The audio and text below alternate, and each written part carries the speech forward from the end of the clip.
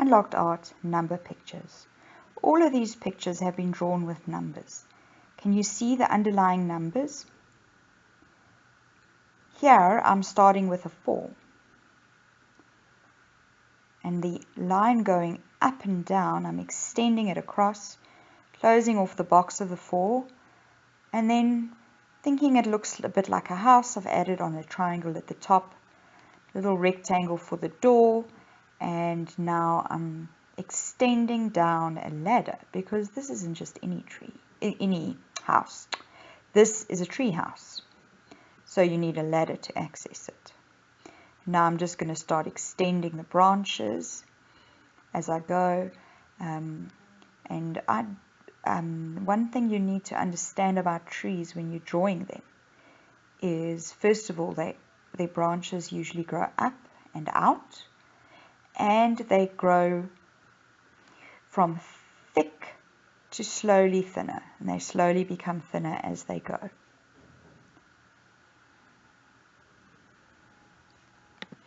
Here I'm drawing a branch that's going under and behind the house, which I think is supporting the house. I think without that branch the house would probably fall apart.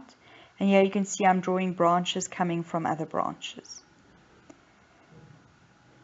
My tree is a little bit, the trunk is a little bit skinny. If you have a look, you can see it looks a little bit unbalanced. So I'm going to have to make the trunk a little bit thicker on the right hand side, but as you can see, it's not far from perfect. Okay, now I've got a branch, and what do we need for a branch? A bird. Starting with the letter 2, add a little triangle with a little dot on the inside of the curve,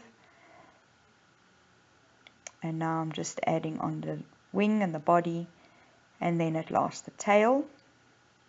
And how can a bird perch without its little feet holding on to the branch? So there we go. That's my first bird. Now I'm going to draw a peacock that's perching in the tree, starting with a number 9. And then I'm adding a little curve onto it. There's the tummy of the bird. And now is the glorious tail, which is what peacocks are famous for. There I'm putting on his little crown, which is simply just lines and dots. His eye, beak.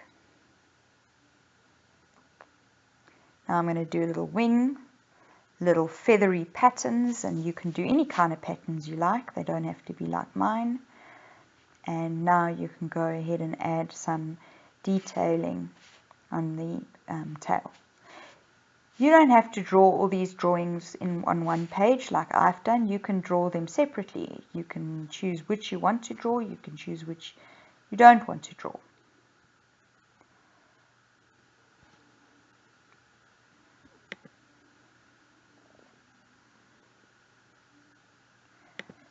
Now I'm adding more peacock feather patterns as we're going. Growing my tree even more as I go. See, I don't get it right or perfect first time. Okay, now we're starting with the second bird. And there we've got the number 3. And the bottom part has become a circle. Top part is skew rectangle. Drawing a little beak, little wing. Extending the branch where the bird is perching on. And then, of course, the bird needs a tail, otherwise it won't be very balanced, will it? No, that would be embarrassing for the bird. And there you go, a little crown for the bird. Starting with the number 6, I'm going to draw an owl. So, as you can see there, I'm going to do a backwards 6 now to match the 6 that I drew. And there I've drawn my eyes with the ears of the owl, quite nice and bold.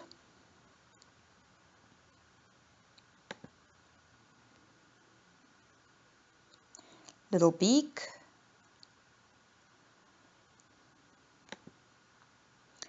feathers on each side. It's quite nice that it's symmetrical, meaning and you can do the both on each side, but it doesn't have to be. It can just be as you want it to be. And see there, oops, I drew my owl a little bit too low. It's falling off the branch that it was meant for. So that's not a problem. I just drew another branch.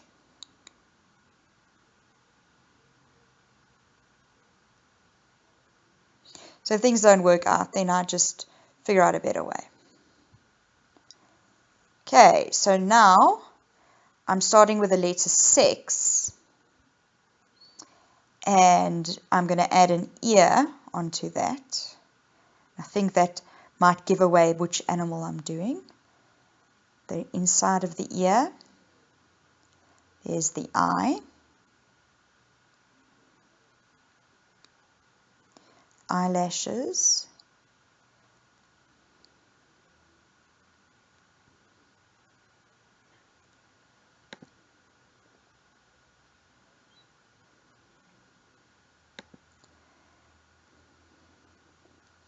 okay, adding on a neck. From the neck goes 2 nice, firm, sturdy, fat feet.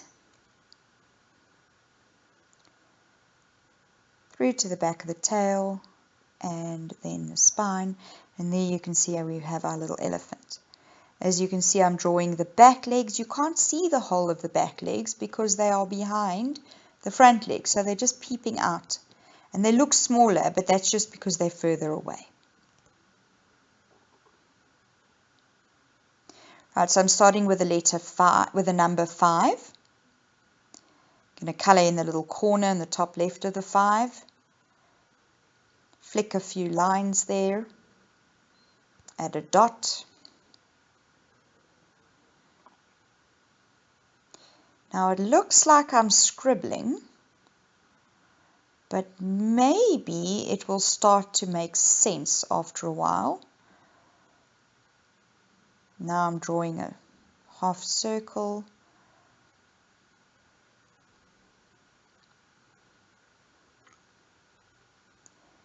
Okay, little triangles in the round part of the 5. They're starting to look like teeth. Starting to get a clue as to what it is that I'm drawing. There's a tongue. And now, of course, no self-respecting lion doesn't have a body to go with his head. So there we go. Now we're just drawing the body. Okay, kangaroo. Also the letter 5. On the head is going to rest on the top part of the 5. Put his little snout at the top there.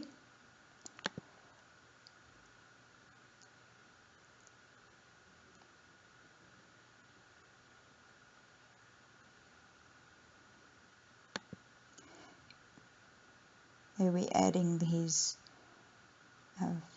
hind legs. Kangaroo's hind legs and tail are extremely powerful. But without the tail, I don't think the kangaroo would be able to balance.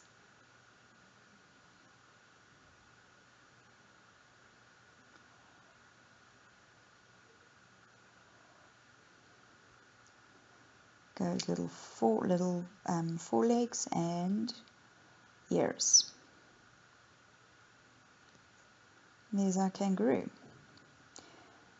Okay, now we're going to make a dog out of the number 6.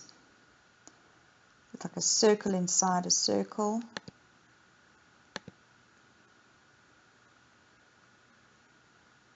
Make his little snout.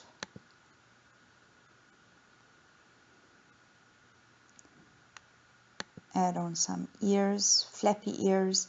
Depends on the type of dog you're drawing, of course. You can change the way your ears look. Nice big puppy dog eyes.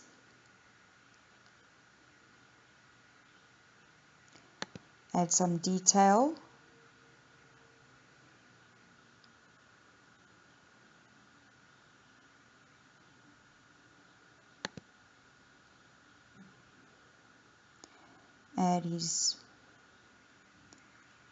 Finish off his body.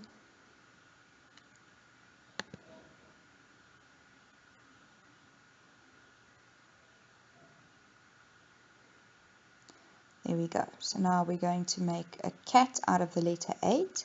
You can make any animal out of the letter 8 actually. You can make a snowman, you can make a bunny, basically, yeah, a dog, any animal that's standing upright on with its hind legs, like the cat is standing right now, that you can use an 8 as a base for that.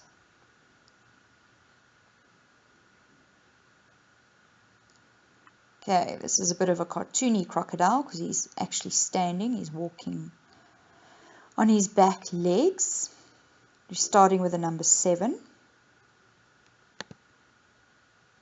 So you can see I'm quite sketchy in the way that I draw. I'm not being too pedantic about getting the finer details perfect. It's fine. You can just sketch and see what happens.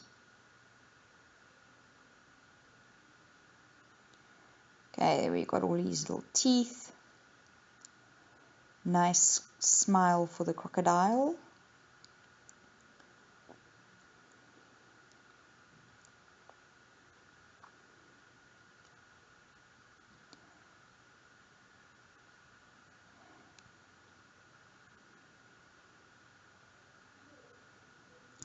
Yeah, why not give him a nice big fat tail? And beady eyes standing out from the top of his head.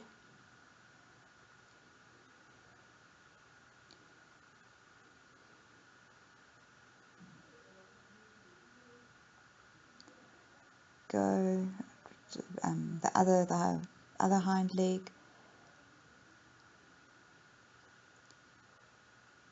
Okay, we're doing the flamingo, starting with the letter 4, the number 4, sorry, not letter, number.